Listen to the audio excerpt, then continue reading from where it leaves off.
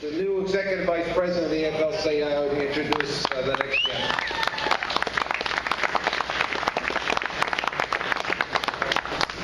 Happy Labor Day, brothers and sisters. Long before Shea-Porter was our Congresswoman, she made the commitment to devote her life to helping people. As a social worker, helping men and women and families in times of need, in times of crisis. Post Hurricane Katrina, as a volunteer worker down in New Orleans. Shea-Porter, for a long time now, has cared about working men and women, cared about working American families, and quite frankly, Carol's heart guides her where she goes. And since she's been a Congresswoman, you know, Governor Hassan, Senator Shaheen, Senator Sanders all talked about the issues that are dividing us from corporate America. Suffice it to say, on all those issues, Shea-Porter has stood for working class Americans, has stood to oppose those who disapprove, who don't support what we believe is a legitimate way of life. Shea-Porter, I'm proud to stand here to again introduce you as New Hampshire's first district Congresswoman, as our Congresswoman, Shea-Porter.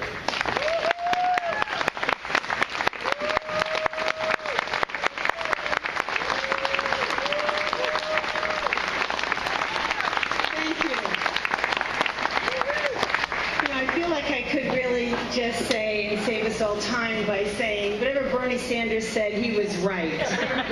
So I'll talk just a couple of minutes because we know what our battle is. In 2005 and 2006, when I was running for Congress, I kept talking about the American dream was slipping away.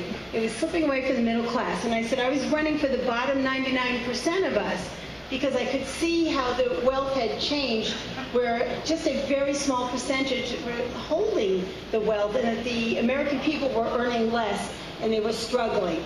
And so it was pretty clear where we were going to be headed, and of course it's only gotten worse, not better, over the years there.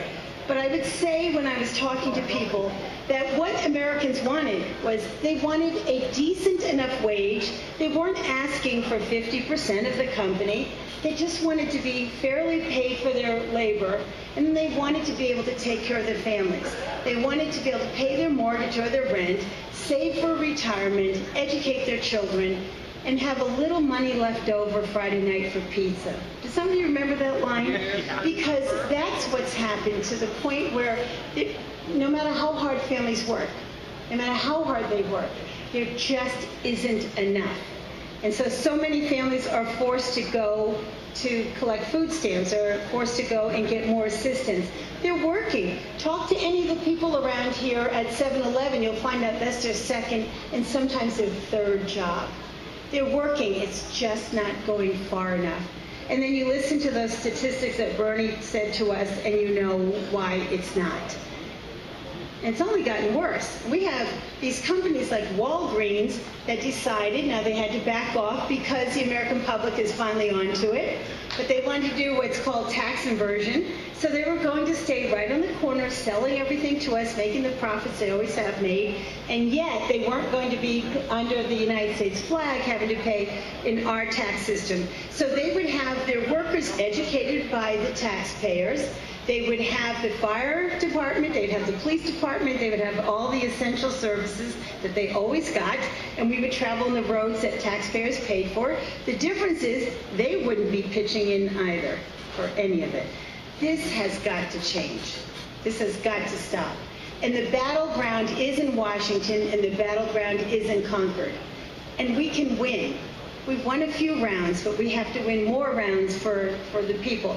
They're counting on us to stay together, bring this message out, and make sure that when people go to vote, and they must go to vote, they vote in their self-interest.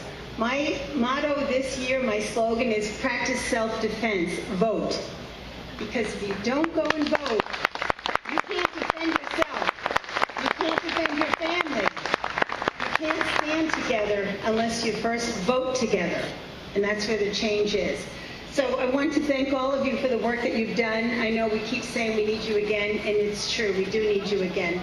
Something interesting happened. We filed what's called a pre-primary, and it reports how much money we've raised.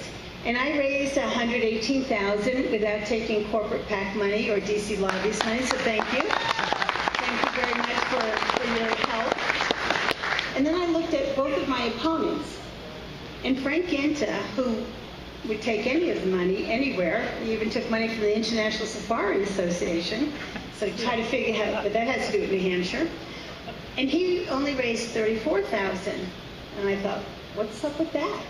And then I looked at Dan Innes, and Dan Innes only raised $22,000. And then I knew what it was. They know the Koch brothers are coming to help. Whichever one wins, they don't have to do their work. They don't have to go out because the money will simply come. Since Citizens United, no problem. They will just sit back, wait, sort it out in their primary, and then they'll watch the money come to try to destroy people who are pro-labor, who are pro-working Americans, who are pro-policies that we believe so strongly in. But see, they've got something wrong there. You can't buy an election when the American public knows that's what you're doing. You can't. And they won't be able to. And certainly not in New Hampshire. But I will need each one of you to look at those ads when they come, and they'll be here, and to tell your friends and neighbors and co-workers who's behind them and what they want, and how the two Republicans didn't even try to raise money because they knew that those other guys would show up for them. Okay, they can show up for them, but you're going to show up for us, and we're going to show up for you. So I want to thank you for the work that you're doing.